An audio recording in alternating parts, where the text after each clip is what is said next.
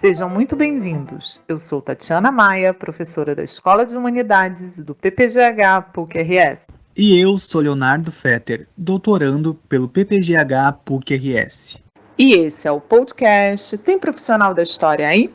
Criado para apresentar ao público em geral as múltiplas possibilidades de atuação do profissional da história, além dos acervos disponíveis para pesquisa. Você quer conhecer mais sobre o exercício da nossa profissão em instituições públicas e privadas, nas redes sociais e na vida coletiva? Então, você é o nosso convidado para ouvir diferentes experiências profissionais. Vem conosco e descubra uma sólida e desafiadora profissão. Há muitos espaços onde estamos presentes e somos importantes. Então, tem profissional da história aí?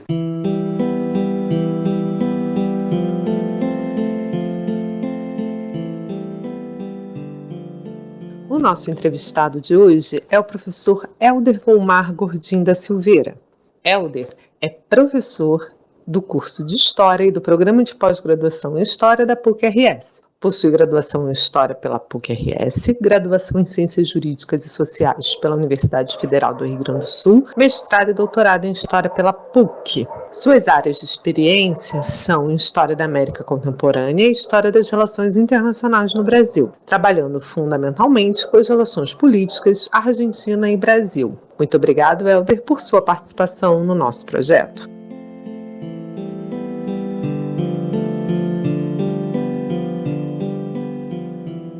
Hélder, você poderia nos contar sobre sua trajetória acadêmica? Bom, a minha longa trajetória acadêmica, nem vou dizer o quanto, é longa. Eu acho que o marco inicial dela é lá no início da década de 80, especificamente em 1980, quando eu estava aí para ingressar, né, na universidade, aquela fase difícil da vida de todo mundo, né? Terminei o ensino médio, agora o que eu vou fazer da minha vida? E sempre a minha paixão durante o ensino médio foi, é claro, história. Mas eu ainda sou daquele tempo em que universidade era direito, medicina ou engenharia. Qualquer outra coisa era uma imensa de uma besteira que você estava fazendo. Então a família, todas aquelas coisas, esperava que tu passasse uma dessas três áreas aí. Guri ainda a gente tem disso, né? Tem que dar uma satisfação aqui para a família, para os familiares e coisas. Eu escolhi na URGS Engenharia Química para começar a minha trajetória acadêmica. Mas naquele tempo tinha uma tal de segunda opção, que se tu não conseguisse o score suficiente para o curso, né? Tu entrava em segunda opção se o teu score fosse suficiente para aquela segunda opção. Minha estratégia, coloquei Engenharia Química na primeira opção e História na segunda, né? Planejando secreto.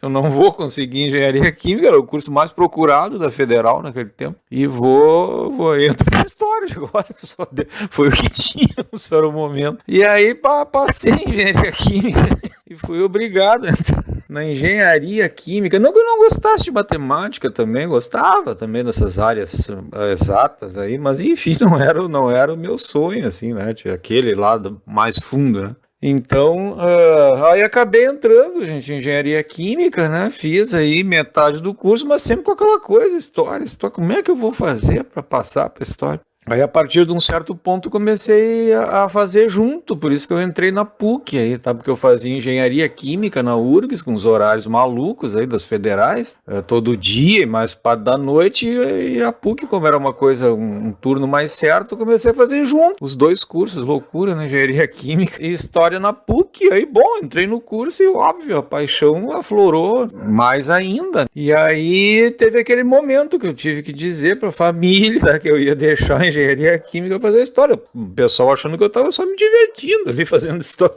E aí é o grande anúncio, né? Vocês podem imaginar aí as oposições de toda a forma. Tá louco, vai passar fome, aquelas coisas todas. Mas aí criei aquela coragem que um momento na tua vida tem que ter de, não, vou fazer História, ficar só no tranquei lá primeiro, depois abandonei Engenharia Química, tinha feito metade do curso, né? E segui em História, pessoal. E aí, né, né? Segui na PUC, porque gostei muito também ali do ambiente, enfim, os colegas, aquela camaradagem, aquela coisa que tu vai construindo, acabei ficando ali, completando o curso, né, de graduação ali, e já me interessando por pesquisa. E aí, muito importante nisso, a gente é tu encontrar alguém que te estimule, né? Por isso que eu procuro estimular o pessoal aí a pesquisa dentro da graduação. A professora Sandra Brancato, que foi a pessoa, assim, que me dava história contemporânea, história do Brasil.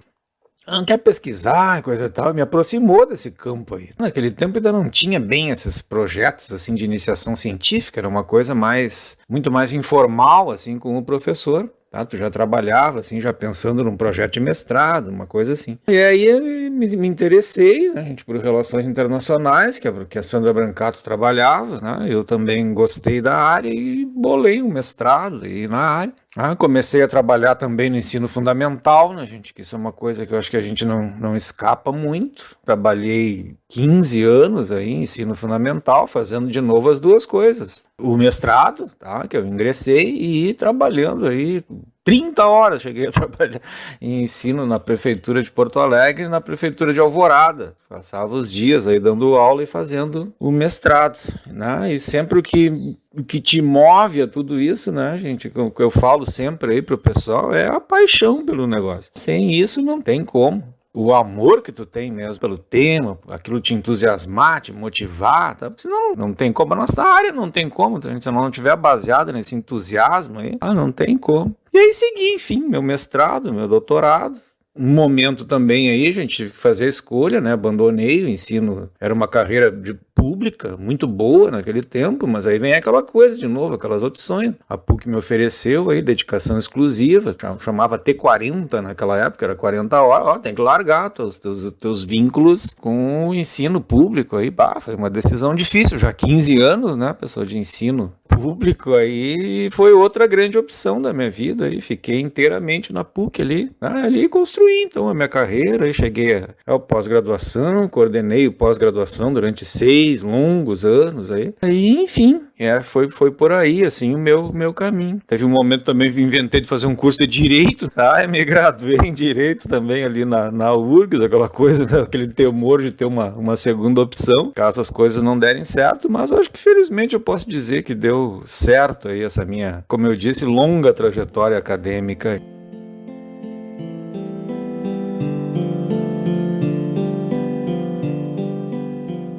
Recentemente, você publicou o livro autoral Espelho para a Ditadura, o golpe civil-militar de 1964, como notícia na imprensa argentina.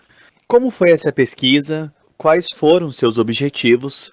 Como tratar do papel da imprensa internacional nas relações internacionais? E qual foi o impacto do golpe do Brasil de 1964 na imprensa argentina?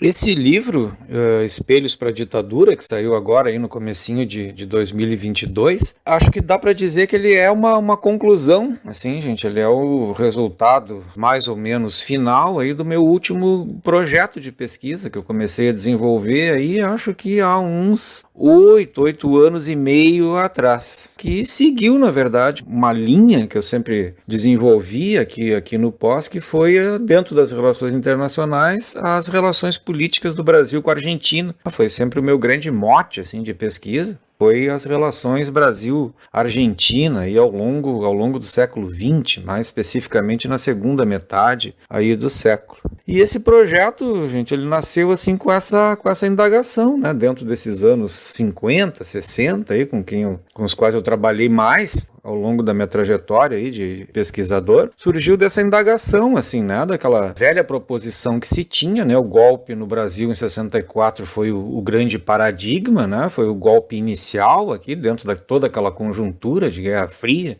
aí que vocês bem conhecem, né, e que esse golpe no Brasil teria sido, então, o modelo, né, para os golpes que se seguem aí no contexto da América do Sul, do Cone Sul, particularmente aí. Aí eu estava me aproximando aí da questão da imprensa também, durante esse mesmo período, aí, uns 8 anos atrás, aí resolvi, eu vou dar uma olhada, né, como é que a imprensa da Argentina interpretou, como é que a imprensa repercutiu, né, o golpe de 64, para testar na verdade, essa grande proposição historiográfica, aí, segundo a qual o golpe no Brasil teria sido modelar aí para o restante dos golpes. Foi esse o meu mote. Então aí fui pesquisar lá na Argentina, há uns, acho que 7 anos atrás, ou 8. Pesquisei os arquivos lá do Arquivo Nacional, da imprensa, também no arquivo da Câmara lá, dos deputados. Tem arquivos muito bons, tá? Embora o acesso tenha sido naquela época um pouco difícil, assim, enfim. Mas pesquisei nesses arquivos, né, principais aí da grande imprensa argentina, pesquisei no Ministério das Relações Exteriores também,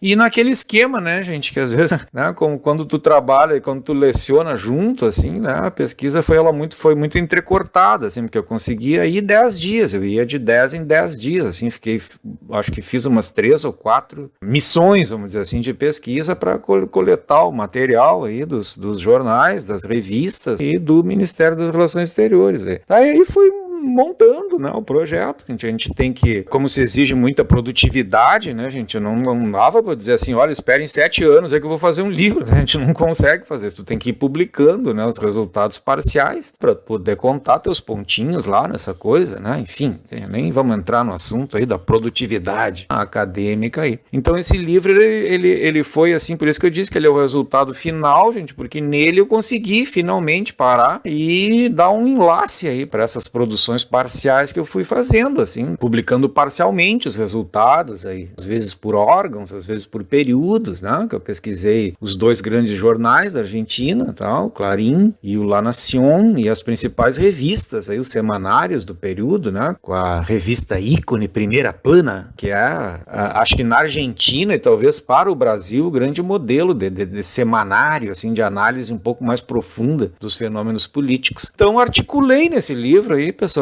todos esses resultados parciais dentro de uma perspectiva teórica, tá? E examinando, afinal de contas, o impacto. Como vocês me perguntam, o impacto do golpe de 64 na imprensa argentina. Eu não vou contar aqui, porque eu espero que vocês vejam isso no livro, tá, gente? Mas, enfim, eu tive muitas surpresas, tá, gente? Diante daquela coisa, assim, olha, foi um modelo, o golpe no Brasil. Olha, em última análise foi. Acho que a minha conclusão foi essa, mas foi de uma maneira muito mais complexa e muito diferenciada em relação a esses vários órgãos da imprensa aí do que se poderia imaginar. Então eu poderia dizer para vocês, para atiçar talvez a curiosidade de vocês, assim, afinal foi um exemplo para os caras, eu diria assim, olha, no fundo caminhou para isso. Mas examinando bem as condições propriamente da imprensa de cada um desses órgãos, eu acho que o livro também tem o mérito de apresentar aí uma pesquisa inédita no Brasil sobre cada um desses órgãos aí, tá? Então eu traço lá um histórico dos órgãos, né, do Clarín, do La Nación, das revistas, que eu acho que ficou um panorama muito, muito legal, assim, não querendo ser autoelogioso, tá, dessa imprensa argentina. Eu acho que eu posso mesmo falar de imprensa argentina, porque fui a fundo aí nesses principais órgãos. E o impacto, então, ele foi bem complexo. Às vezes era muito limitado, às vezes as justificativas iam para um lado, às vezes para outro. Já tem o grande temor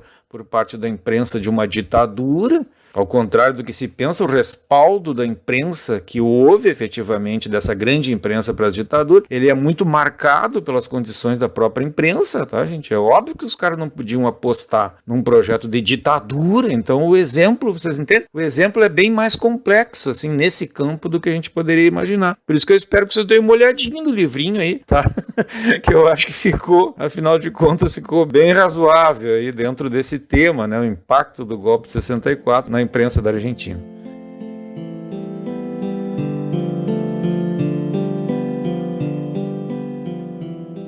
Você tem como objeto de pesquisa central o papel da imprensa na esfera política.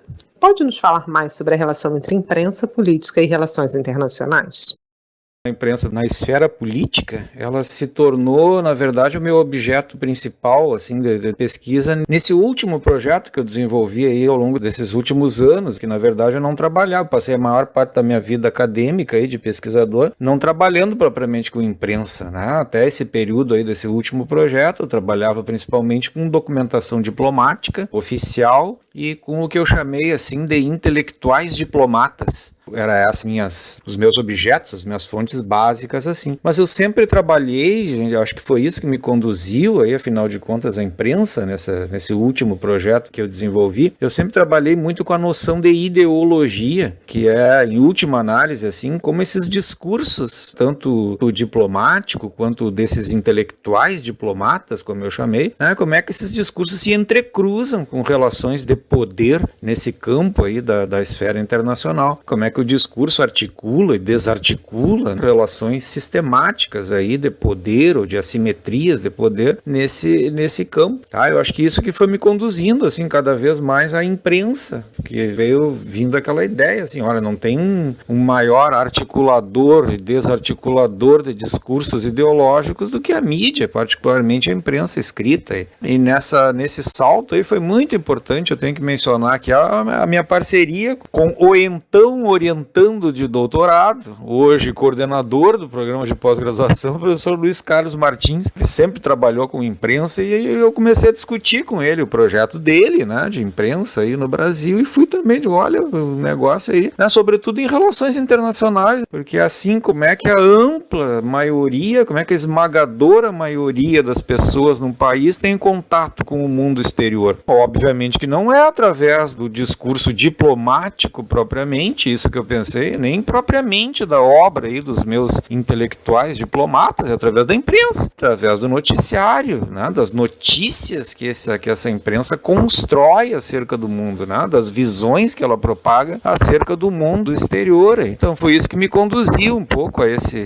tratado, desse objeto aí, a imprensa na esfera política, e sobretudo com essa ideia, né, a imagem de um país dentro de outro, o principal, absolutamente principal canal aí de construção de imaginários, de ideologias, chame como vocês quiserem, é a imprensa. Foi isso que eu caminhei, então aí juntei com aquela ideia de Brasil-Argentina, tá? E fui trabalhar aí com a repercussão, principalmente do pré-golpe, do golpe no Brasil, lá na imprensa argentina, mas em linhas bem gerais, né? Foi isso que me conduziu à imprensa e como eu percebo a importância dessa imprensa, escrita particularmente na questão política e nas relações internacionais. Passei, inclusive, a pensar essa imprensa como um ator, não propriamente apenas como construtor de discurso, mas enquanto constrói, enquanto fala, atua, constituindo e desconstituindo aí relações de poder dentro do seu campo específico aí de atuação. Foi mais ou menos por aí que eu fui.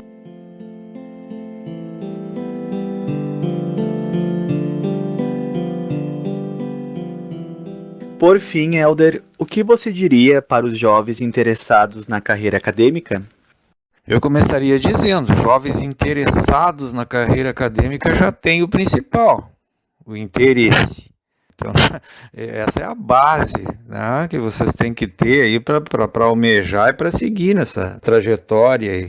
Eu diria assim, o que eu tenho para dizer? Alimentem esse interesse. Deixem que ele chegue na paixão, deixem que ele chegue na vontade. Eu acho que isso é o fundamental. Disso aí vai vir depois a dedicação, que é necessário, o trabalho árduo, muitas vezes solitário, que é necessário. Não tem como, não dá para fugir dele. Agora, sem essa vontade, como eu disse para vocês, é impossível, sobretudo na nossa área, mas não apenas na nossa área. Acho que em qualquer carreira acadêmica, né? O fundamental é a paixão que tu tem por ela. É isso que vai te fazer, né, andar por dentro dela e superar as dificuldades que ela vai te apresentar. Tem muitas, não vou falar sobre elas, vocês conhecem bem, vocês já conhecem bem aí, tá? Muitas dificuldades e crescentes dificuldades. Basta vocês olharem aí nessa situação atual aí de como a academia está sendo tratada. Agora, o que vai nos levar a superar tudo isso?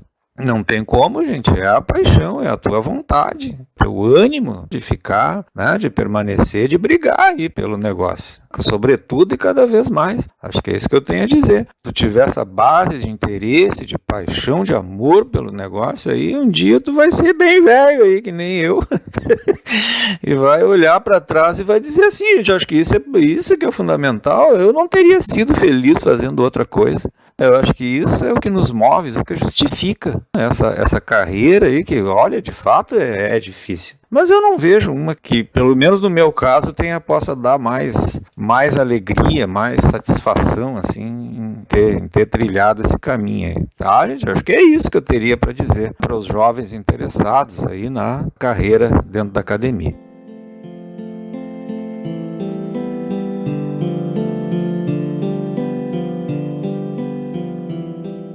Muito obrigada, Hélder, por sua participação no nosso projeto. E para todas e todos que nos acompanham, esperamos que tenham gostado dessa entrevista. Convidamos vocês para nos seguir no Facebook, no Twitter e no Instagram. Participem, comentem as entrevistas e sugiram temas. Será um prazer dialogar com vocês e construir esse projeto coletivamente. A música que inicia esse podcast é Atraente, composição de Chiquinha Gonzaga, de 1877. Fiquem bem e até o próximo episódio.